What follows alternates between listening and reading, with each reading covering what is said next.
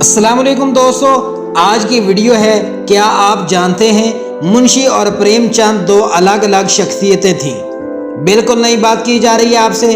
پریم چند نے اپنے نام کے آگے کبھی بھی منشی لفظ کا استعمال نہیں کیا، خود سے کبھی نہیں کیا، نہ تو کسی خط میں اس کا ذکر ملتا ہے، نہ ان کے عہدے کے جو بھی ادیب ہیں ان کی کتابوں میں اس کا ذکر ملتا ہے۔ 1935 میں نواب رائے کے نام سے مضامین چھپا کرتے تھے، وہ مضامین بالکل الگ طرح کے ہوتے تھے۔ بعد میں انہوں نے نواب رائے نام بھی چھوڑ دیا۔ اس بارے میں کہا جاتا ہے جب ادیب اور ان کے دوست سدرشن جی نے ان سے پوچھا تھا کہ آپ نے نواب رائے کا نام کیوں چھوڑ دیا، پریم چند نے کہا تھا کہ نواب وہ ہوتا ہے جس کے پاس کوئی ملک ہوتا ہے، ہمارے پاس ملک کہاں۔ سدرشن جی بولے بے ملک نواب ہی ہوتے ہیں۔ پریم چند نے مسکرا کر جواب دیا تھا یہ کہانی ہے، کوئی بڑی بات نہیں، مگر اپنے لیے نواب رائے کا استعمال کرنا یہ تکبر کی بات ہے۔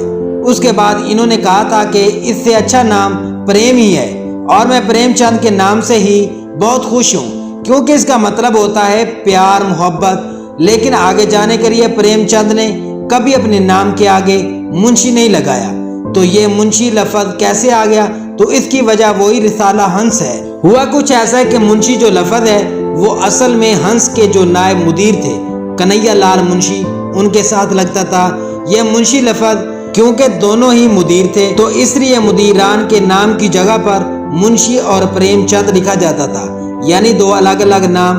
ایک نام جو میں نے پہلے ہی بتا دیا کنہیا لال منشی، ناگا کے منشی اور پریم چند نام استعمال ہوتا تھا، تو کئی بار ایسے ہوا کہ چھپائی کے دوران منشی پریم چند چھپ گیا، کئی بار ایسا ہوا، اس پر لوگوں نے توجہ نہیں دی تو لوگوں نے سمجھا منشی پریم چند دو شخص نہیں ہیں بلکہ ایک ہی ہے، حالانکہ ایسی بات نہیں تھی۔ کنہیا لال منشی اور پریم چند یہ دونوں الگ الگ شخصیتیں تھیں، تو یہی وجہ ہے کہ آج بھی لوگ منشی اور پریم چند نام استعمال کرتے ہیں، حالانکہ یہ نام درست نہیں ہے۔ چلیے آج کے لیے اتنا ہی کافی ہے، اللہ آپ کو خوش رکھے۔